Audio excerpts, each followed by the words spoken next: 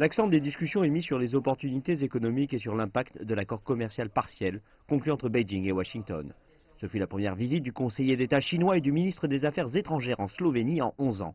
Et plusieurs thèmes étaient au programme. Lors d'une conférence de presse conjointe, les deux officiels ont discuté des négociations commerciales actuelles entre la Chine et les États-Unis. La Chine et les États-Unis ont convenu de la phase 1 de l'accord commercial. En vertu de cet accord, les États-Unis s'engagent à supprimer les hausses des droits de douane. L'accord vise à répondre aux inquiétudes respectives des deux parties. Il prend en compte l'esprit du respect mutuel. C'est le résultat de la consultation sur un pied d'égalité. Et ce n'est pas par accident que Wang Yi a choisi Ljubljana pour parler des négociations de l'accord commercial avec les États-Unis.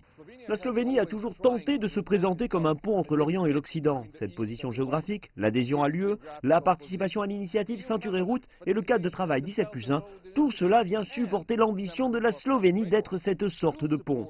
Lier l'Orient et l'Occident est quelque chose sur lequel le ministre slovène des Affaires étrangères, Cerar, a aussi mis l'accent. Et comme il l'a dit, indépendamment des différentes positions et perceptions sur certaines affaires mondiales, la Slovénie aimerait développer ses liens avec la Chine.